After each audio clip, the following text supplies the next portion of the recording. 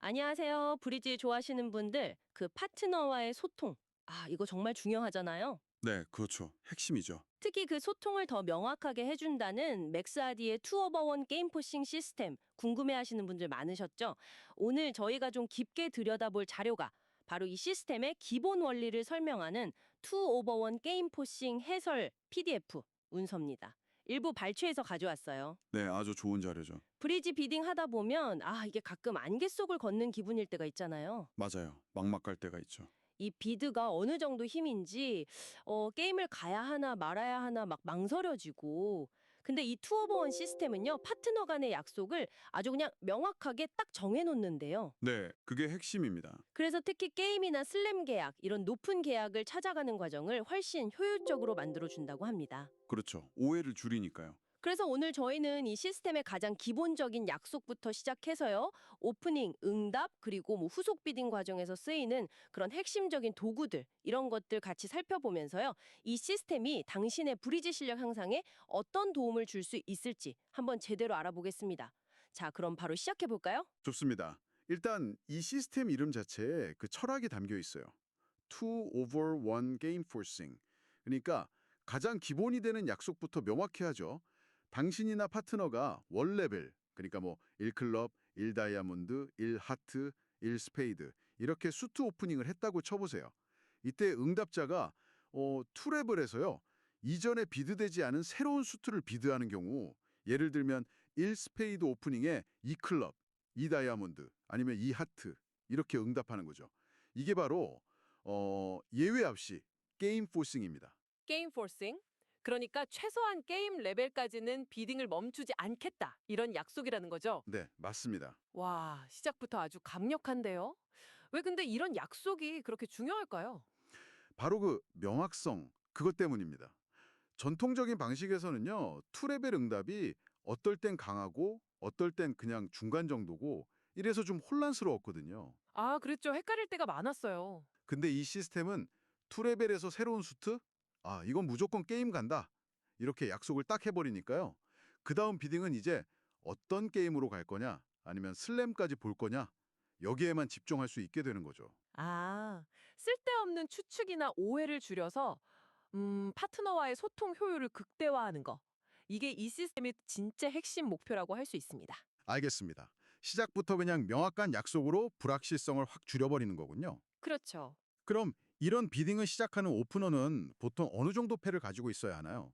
그 정도 핸드로 오프닝을 합니다. 그리고 메이저 수트, 그러니까 하트나 스페이드는 5장 이상이어야 하고요. 마이너 수트, 클럽이나 다이아몬드는 3장 이상이면 되는데 근데 실제로는 다이아몬드는 보통 4장 이상일 때 여는 경우가 더 많아요. 네네. 물론 아주 좋은 11점 패너도 열 수 있고 또 상황에 따라 조금씩 달라질 수는 있습니다. 그 세 번째나 네 번째 자리에서 오프닝 할 때는 기준이 좀 더 유연해진다고 들었는데요. 그건 어떤가요? 네, 맞습니다. 세 번째 자리에서는 좀 기준이 낮아져서 한 10점 정도로도 오프닝하는 경우가 흔하고요.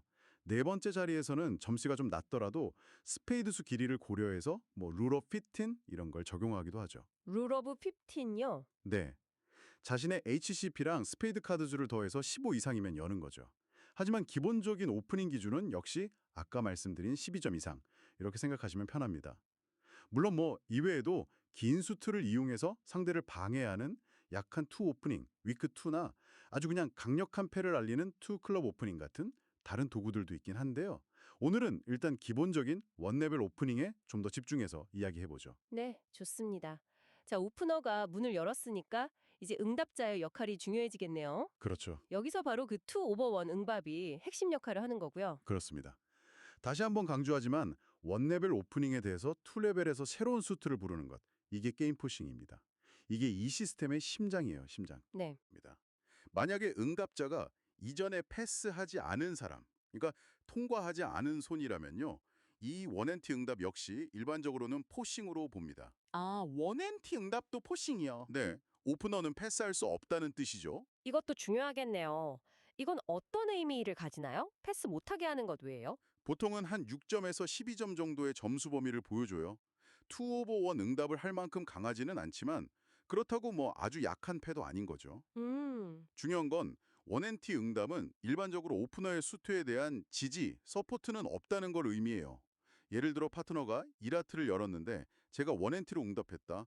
그러면 하트 지지는 없다고 보는 거죠. 아, 지지는 없지만 점수는 어느 정도 있다. 그런 신호군요. 네, 그렇죠. 약 6에서 12점 정도요? 그럼 1 클럽 오프닝에 1 다이아몬드로 응답하는 건 어떤가요? 이건 투레블 응답이 아니잖아요. 오, 좋은 지적이십니다. 모든 응답이 포싱이거나 투오버1은 아니죠. 1클럽 오프닝에 1 다이아몬드 응답처럼 원 레벨에서 다른 수트로 응답하는 건 이건 일반적으로 포싱이 아닙니다. 아, 이건 포싱이 아니군요. 네, 점수도 한 6점 이상이면 가능하고요. 게임 포싱에는 미치지 못하는 그런 패를 나타낼 때 주로 사용됩니다. 특히 메이저 수틀, 하트나 스페이드 핏이 없을 때 자주 나오죠. 알겠습니다. 메이저스트, 그러니까 1하트나 1스페이드 오프닝 후의 응답은 좀 다른 점이 있을까요? 예를 들어서 파트너의 그 메이저 수트를 지지해주고 싶을 때는 어떻게 해야 하나요? 이 클럽이나 이 다이아, 이 하트 같은 건 당연히 게임 포싱이고요. 네. 그리고 이렌티 응답도 통과하지 않은 손이라면 푸싱이고요. 이것도 62점의 지지 없다는 의미는 비슷하고요. 자, 이제 파트너의 메이저 수트를 지지하면서 게임 포싱 수준의 강한 패, 보통 한 13점 이상의 4장 이상 지지가 있는 패죠. 이걸 보여주고 싶을 때 아주 유용한 컨벤션이 있습니다. 바로 제코비 20입니다. 제코비 20요? 네. 예를 들어 파트너가 1하트로 오프닝했을 때 제가 ENT로 응답하면요. 그건 나는 하트 4장 이상 튼튼하게 가지고 있고 게임 갈 힘도 충분하니까 우리 슬램까지 한번 생각해 봅시다. 이런 강력한 메시지를 한 번에 딱 전달하는 거예요. 와. 슬램 탐색의 시작을 알리는 거죠. 굉장히 효율적인 방법입니다. 아, 제코비 20가 그런 강력한 지지군요. 그냥 사마트로 청포하는 것보다 훨씬 많은 정보를 주는 셈이네요. 그렇죠. 슬램 가능성까지 시사하니까요. 자, 그럼 이제 응답자의 첫 비드를 들었으니까 오프너가 자기 패를 좀 더 자세히 설명할 차례군요. 맞습니다. 오프너의 두 번째 비드, 이걸 리비드라고 하는데요. 이게 이제 패의 강도랑 모양을 더 명확하게 전달하는 아주 중요한 단계입니다. 만약 오프너가 균형 잡힌 패, 밸런스 핸드를 가졌다면요. 점수대에 따라서 1NT, 한 12, 14점 정도죠. 또는 2NT, 이건 18, 19점 정도.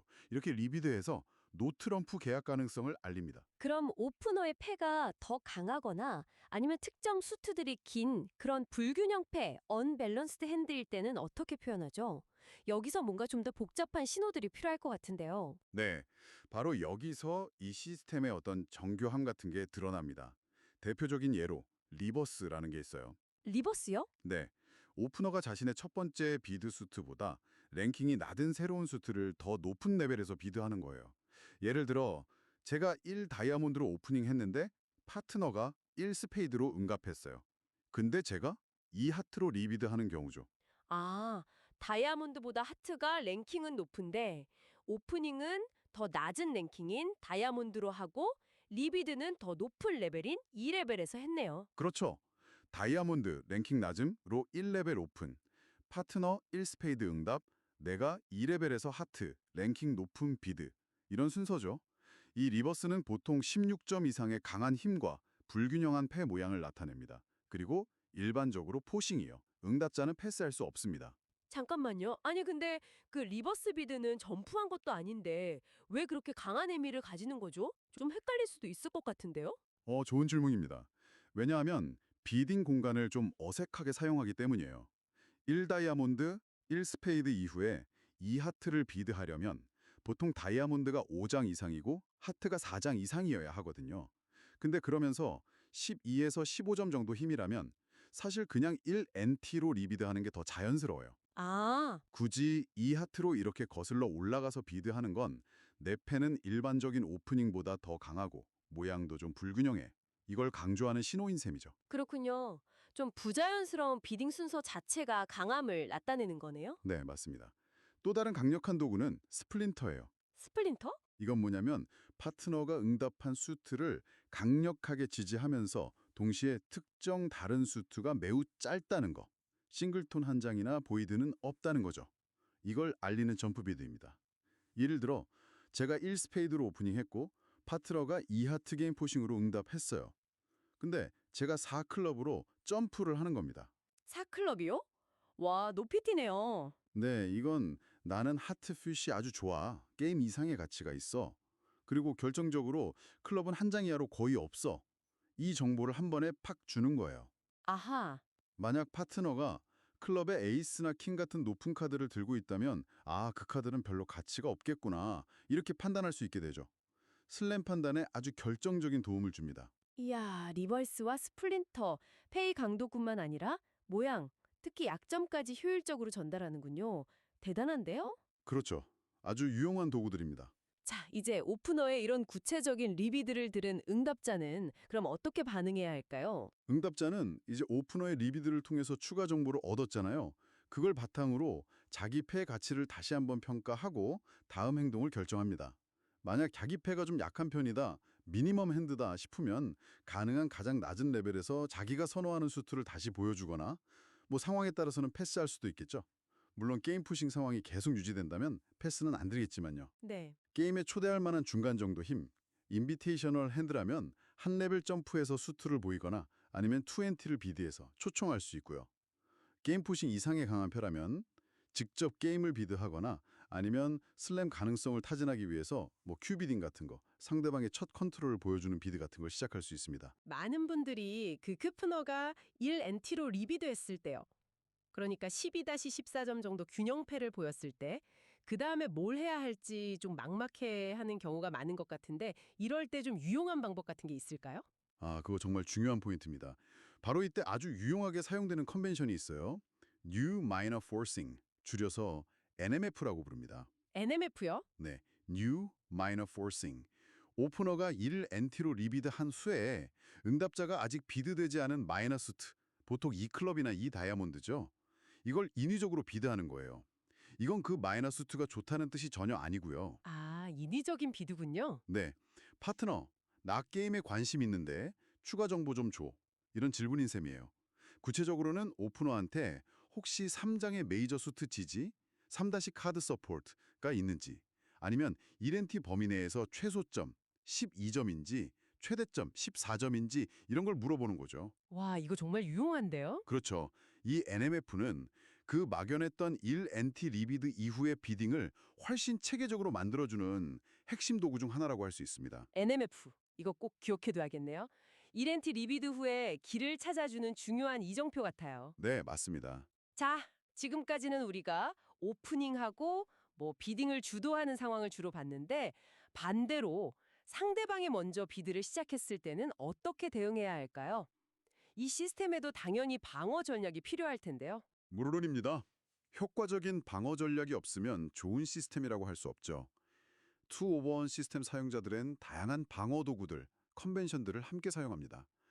예를 들어서 상대방이 1NT 같은 강력한 오프닝을 했을 때 그냥 가만히 앉아 있으면 안 되겠죠.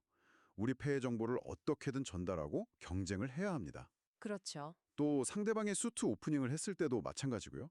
예를 들어서 상대방의 수트 오프닝에 대해서 우리 패에 긴 두 수트가 있을 때 유용한 컨벤션으로 마이클 스큐비드라는 게 있습니다.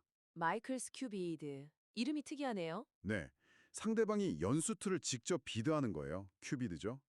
예를 들어 상대가 1하트로 열었는데 우리가 2하트로 비대하면요. 이건 보통 양 메이저, 스페이드와 하트 또는 스페이드와 마이너스 2 하나를 각각 5장씩 가지고 있다. 이런 의미로 약속을 합니다. 아, 상대방이 연수트를 똑같이 부르는 게 그런 의미라니 재밌네요. 네, 이런 컨벤션은 두 수트 정보를 한 번에 딱 전달하니까 파트너가 우리한테 맞는 계약을 찾는 데 도움을 줄 수 있죠. 그럼 더블은 어떤가요? 경쟁 상황에서 더블도 정말 많이 사용되잖아요. 네, 더블은 정말 상황에 따라서 다양한 의미로 약속해서 사용됩니다.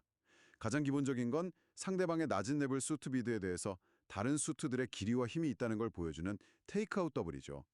하지만 2오버1 시스템에서는요. 파트너가 오프닝한 후에 상대방이 중간에 끼어들었을 때 특정 점수 이상으로 다른 수트 길이를 보여주는 네거티브 더블, 이걸 약속하는 경우가 아주 많습니다. 네거티브 더블. 네, 이 외에도 뭐 리스폰시브 더블, 서포트 더블, 맥시멀 더블 등 여러 종류의 더블이 있지만 여기서 중요한 건 역시 더블의 의미를 파트너와 명확하게 합의해야 한다는 겁니다. 그렇군요. 방어 상황에서도 역시 약속, 합의가 정말 중요하네요. 네, 아무렴요. 그럼 반대로 우리가 비딩을 아주 잘 이끌어서 게임을 넘어서 슬램까지 노려볼 때는 어떤 도구들을 사용하게 되나요? 정확한 슬램 계약을 위해서는요. 파트너가 어떤 중요한 카드들, 그러니까 키카드를 가지고 있는지 아는 게 아주 중요합니다. 이걸 위해서 가장 널리 사용되는 게 바로 로만 키카드 블랙후드, 줄여서 RKCB라고 합니다. RKCB. 블랙후드는 들어봤는데 로만 키카드는 뭔가요? 전통적인 블랙후드는 4개 에이스만 물어봤잖아요. 네. 근데 RKCB는 4개의 에이스에 더해서 우리가 트럼프로 합의한 수트에 킹까지 포함해서 총 5개의 키카드로 간주하고 그 개수를 묻는 방식입니다. 아, 에이스뿐만 아니라 트럼프 킹까지 포함해서 5개로 묻는 거군요. 왜 그렇게 하는 건가요? 슬램을 가려면 보통 에이스는 다 필요하지만 트럼프 킹 역시 그 트럼프 싸움에서 아주 중요한 역할을 하거든요. 그렇겠네요. 그래서 5개의 키카드 중에서 몇 개를 가지고 있는지 알면 슬램 성공 가능성을 훨씬 더 정확하게 판단할 수가 있습니다. 예를 들어서 키카드가 2개나 부족하다. 아, 그러면 6레벨 슬램은 좀 어렵겠구나. 이렇게 판단할 수 있는 거죠. 네네. RKCB는 또 응답 방식도 중요해요. 예를 들어 1430 방식은 첫 응답이 키카드 1개 또는 4개, 다음 응답이 0개 또는 3개 이런 순서고요. 0314 방식은 0개 또는 3개, 그 다음이 1개 또는 4개 순서죠. 이것도 파트너와 미리 딱 정해야 합니다. 1430-0314 응답 방식까지 정해야 하는군요. 와, RKCB. 슬램 비딩의 정밀도를 확 높이는 핵심 도구군요. 네, 그렇습니다. 뭐 이 외에도 슬램을 위한 다른 도구들이 있긴 하지만 일단 RKCB가 가장 핵심적이라고 할 수 있겠네요. 네, 들어보니까 이 투 오버 원 시스템은 정말 세부적인 약속들이 엄청 많네요. 파트너랑 미리 이런 내용들을 다 정하고 게임에 들어가야 한다는 거군요. 바로 그 점이 가장 중요합니다. 정말 아무리 강조해도 지나치지 않아요. 시스템 자체의 논리도 물론 중요하죠. 하지만 그 시스템을 파트너와 어떻게 사용하기로 합의했느냐, 이게 성공의 열쇠입니다. 네. 오늘 이야기 나눈 것들만 해도 그렇잖아요. 자코비 ENT 쓸 건가? NMF는? 마이클스 큐빗의 정확한 의미는 뭘로 할 건가? RKCB 응답 방식은? 1430, 0314. 아, 정말 많네요. 이런 세부 사항들에 대해서 파트너와 명확하고 일관된 합의가 없다면 이 좋은 시스템이 오히려 혼란만 가중시킬 수도 있어요. 시스템은 결국 도구일 뿐이고요. 그 도구를 잘 사용하려면 파트너와의 꾸준한 소통과 합의, 이게 필수적입니다. 파트너와의 약속, 그리고 합의. 그게 정말 핵심이군요. 네, 그럼 이 모든 논의를 종합해 볼 때 이 투 오버 원 게임 포싱 시스템이 우리에게 주는 가장 큰 가치, 가장 본질적인 가치는 무엇이라고 정리할 수 있을까요? 이 시스템의 가장 본질적인 가치는 역시 파트너 간의 오해를 최소화하고 소통의 효율성을 극대화하는 데 있다고 봅니다. 특히 투오버원 응답 이퀄 게임포싱이라는 그 명확한 약속, 이게 비딩 초반의 불확실성을 정말 크게 줄여주거든요. 네, 그건 확실히 그럴 것 같아요. 그리고 이후에 살펴본 자코비2 NT, 리버스, 스프린터, NMF, RKCB 같은 이런 도구들은 각기 다른 상황에서 패의 강도나 모양, 특정 카드 유무 같은 정보를 아주 효율적으로 교환할 수 있도록 돕는 거고요. 결국 이 시스템은 파트너와 함께 더 정확하게 최적의 계약, 특히 게임과 슬램 계약을 찾아가도록 돕는 뭐랄까 강력한 언어책이다 이렇게 말할 수 있겠습니다. 강력한 언어 체계. 멋진 표현이네요. 오늘은 맥스아디의 투오버원 게임 포싱 시스템의 핵심 원리와 주요 도구들을 깊이 있게 살펴보았습니다. 들어보니 확실히 명확한 약속을 통해서 파트너와의 소통을 원활하게 하고 또 비딩의 효율성을 높여준다는 점에서 아주 매력적인 시스템이라는 생각이 듭니다. 오늘 저희가 나눈 이야기들이 당신의 브릿지 게임의 새로운 시각과 어떤 영감을 주었기를 바랍니다. 네, 맞습니다. 이 시스템의 원칙과 도구들을 잘 이해하시고 또 파트너와 잘 합의해서 꾸준히 사용하신다면 불필요한 오해 없이 더 좋은 계약을 찾아가는 그런 즐거움을 분명 경험하실 수 있을 겁니다. 물론 어떤 시스템이든 완벽할 수는 없겠죠. 파트너와의 지속적인 연습과 조정을 통해서 자신들만의 스타일로 만들어가는 과정? 이것도 중요하고요. 네. 그럼요. 마지막으로 당신이 한 번쯤 생각해 볼 만한 질문을 던지면서 마무리할까 합니다. 오늘 저희가 살펴본 이 투오버 원 시스템처럼 명확하고 때로는 좀 엄격하게 느껴질 수도 있는 그런 포싱 약속들이요. 오히려 어떤 특정하고 좀 까다로운 상황에서는 창의적이고 유연한 비딩을 좀 방해하는 그런 요소로 작용할 수도 있지 않을까요?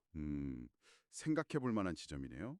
과연 모든 상황에 완벽하게 들어맞는 단 하나의 정답 비딩 시스템이라는 것이 존재할 수 있을지, 이 시스템의 장점과 또 한계에 대해서 한번 고민해 보시는 것도 브릿지를 더 깊이 이해하는 데 도움이 될 것 같습니다. 네, 좋은 질문입니다. 그럼 저희는 다음번 분석에서 또 다른 흥미로운 주제로 당신과 함께하겠습니다.